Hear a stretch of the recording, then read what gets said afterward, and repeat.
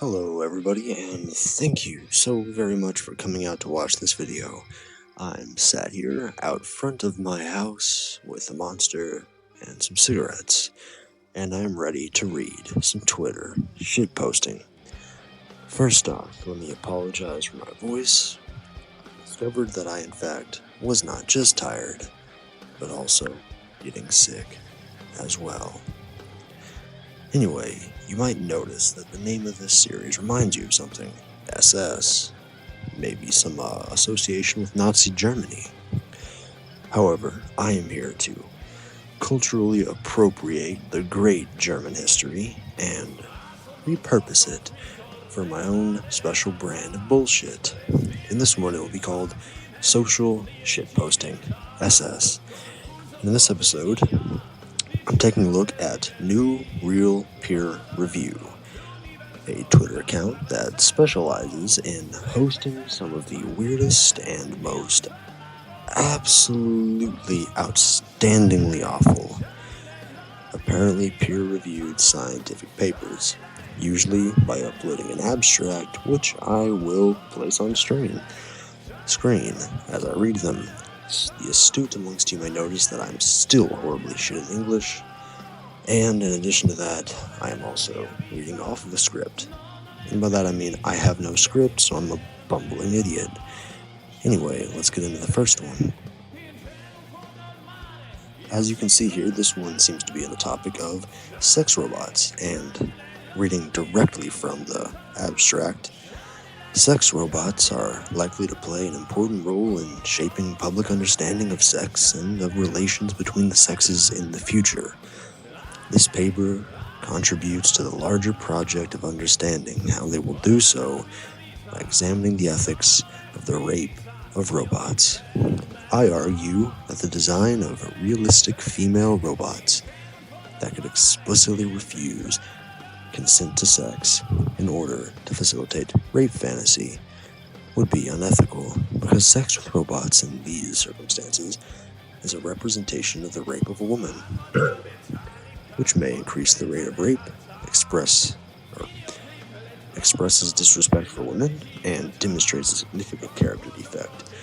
Even when the intention is not to facilitate rape, the design of robots that can explicitly refuse consent is problematic due to the likelihood that some users will experiment with raping them. Designing robots that lack the capacity to explicitly refuse consent may be morally problematic, depending on which of two accounts of the representational content of sex with realistic humanoid robots is correct. Now, let me preface this by saying I don't see how it's anybody's goddamn business to apply the morals to what somebody chooses to do in their own free time by what all intents and purposes appears to be what a machine would be. So basically, the author of this paper is suggesting the regulation of what people choose to do in their own private home with what is essentially the more developed version of a fleshlight. I do not understand the frame of mind that leads to this, except maybe I can blame it on the Jews, or maybe Islam. No idea. All I know is that should this ever come about, I would love to see the look on their faces when a new category on Pornhub of robotics rape fantasy pops up. Obviously, there are more problems than just that with this, such as the mental gymnastics that it would take to not only have these types of thoughts, but lead yourself to write a whole scientific paper on the possible effects of what amount to technologically improved fleshlights. Moving on. Now, as you can see here, we have yet another abstract that was retweeted by the channel we are currently looking at from someone named Amir Sariaslan. I hope I pronounced that correctly. So, as per last time, let's give this a nice reading. After a spate of demolitions and a 1990s building boom, the values of neoliberalism, deregulation, privatization, and innovation through competition have shaped an entirely new topography in Las Vegas, developing in perfect harmony with the former's rise to global dominance. The Strip, however, has come to capture more than free market economics and building form. The fabric of this desert suburb is also unmistakably gendered and embodies normative sexuality through its unique arrangement of casino hotels. This article proposes that neoliberalism and heteronormativity are closely intertwined and manifest through the spatial composition of Las Vegas Boulevard. It uses the area's orientation towards entertainment to consider performance as a central element to this spatiality, and thus a lens through which to approach analysis of the Strip in spatial terms. Under the Strip's twin spatial regimes, queer entertainers and drag performers in particular have historically marketed both themselves and their acts in order to attract revenue from a conservative, heterosexual audience. Despite its all-pervasive heteronormativity, however, I also argue that the Strip contains a queer disruption at its core. The drag review, Divas Las Vegas, hosted by the Strip's longest-running headliner, Frank Marino, marks a break with local drag traditions and provides a queer interrogation of gender politics for its audience of predominantly heterosexual tourists. I don't know where to begin on this. The whole no sense, not an article, an abstract for a paper, but nonetheless, it made absolutely no goddamn sense. Anybody understands what they were trying to say here, I would love it to be informed. Because right now, it looks like the physical manifestation of an autist writing a paper while suffering a stroke. And if that's the kind of science you are into reading, then I do recommend you check out whoever wrote this, because it might be right up your alley. Anyway, let's move on. And next, we take a look at another abstract, this time apparently demonizing security officers for being strong. Let's read. This qualitative research explores the complex and dynamic ways in which hospital security men engage in hegemonic masculine practices that subordinate the gender identities of security women and marginalized men.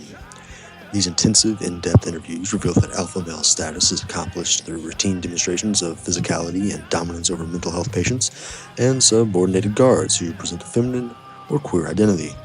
Security officers who resist the established codes of masculine conduct are excluded from social circles and culturally devalued by their hyper-masculine peers and superiors. Overall, this research calls for the revision of hospital security recruitment and training initiatives that privilege military backgrounds and skills, and invites scholars to give voice to the gendered voices of security women, gay men, and nursing staff. And the only thing, the only thing I can reasonably say to this is I don't understand how somebody can look at a security guard and think, you know what the problem is? They're too strong. It almost seems as wish that certain aspects of the American populace, and indeed the world populace, wish for a world where those who are weak are allowed to trample those who are strong simply because the strong feel bad. But especially in cases like this, where security is necessary, especially when dealing with mentally ill patients, it pays to have people there to keep that in bay.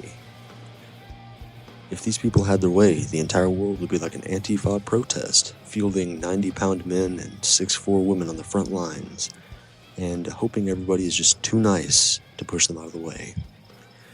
This is not a world I want, but I fear it might be the world we'll get. Anyway, moving on. Next up is definitely my favorite one that I have seen so far. Vegetal speed dating, experimental artistic intervention. And apparently, the Gender Studies Department at Linköping University, I hope I said that right, I know it's German. I am German, American, and I am making an effort to learn the language, but it's also 2 in the morning, so please forgive my pronunciations. University introduces vegetal speed dating, And please follow me on what I originally thought was another bad trip into the world of gender studies. Vaginal speed dating is a participative performance with plants, exploring the communication capabilities between plants and humans. Based on scientific evidence, please show me scientific evidence of that, I do not believe it, and backed up by the biodynamic practice and research on formative force. Never heard of that before. We propose this intervention as part of the conference program. We invite visitors/conference participants to seek direct contact with a plant and explore both their own reaction, which would be, oh look, a fucking plant, and the possible replies from the plants. I do wonder in what method these people believe that the plants would speak back. Vaginal speed dating addresses the topics of plant cognition, what communication with each other happens, and enhanced perception through a practical experiment. This is autism at its purest form, but not the good shitposty kind of autism. No, the truly horrifying, evil, bad brand of autism. Anyway, next we have what appears to be a continuation on that. Well, it is a continuation on that, and I was wrong. It's in Sweden, so it's not German. It's probably Swedish, maybe, I hope. Anyway, at the same time as plants are increasingly recognized as sensuous, communicative, intelligent beings in the world, sure, plants are also subject to increasingly invasive mechanical, chemical, and biological intervention in order to render their lives ever more fully available to capitalist utilization. So now they are idiots, gender studies students/professors, and appear to be Marxists. Why, they are almost hit in the quadfecta. Taking the form of 4 forays into vegetation, this presentation considers some of the tensions involved in the multiplicity of relations that form the terrain of contemporary plant biopolitics. What the fuck is plant biopolitics? What does it mean to explore our kinship with plants? What kinship? They're plants. I mean, I guess you could say that we share like 90-something% of our DNA with bananas, so sure, we're related on some level, why not? Go with that. Fucking rights for bananas, banana lives matter, just go all out. As active lives in the world in a context where the vegetative elements of that liveliness are increasingly subject to incorporation in a neoliberal metabolism. I don't know what that means.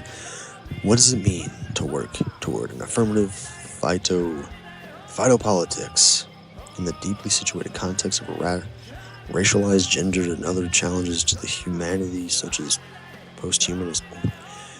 This is dribble.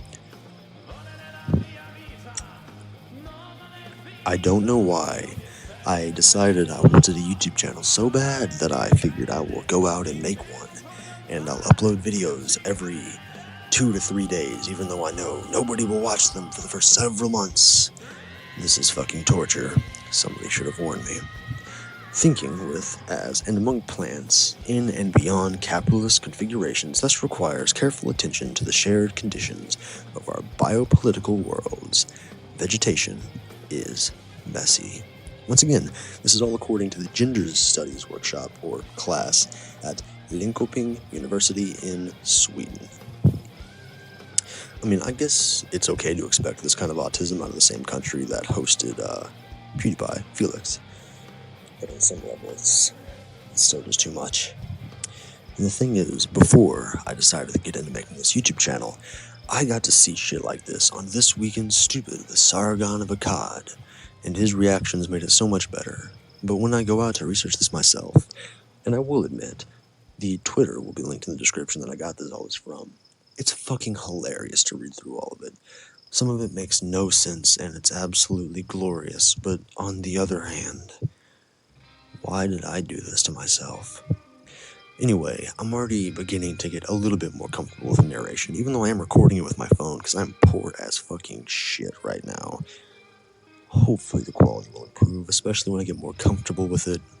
But, like I said, I'm going to be doing this for a couple months before one person that's not me decides to watch a video of mine, so I think I got a little bit of time to improve.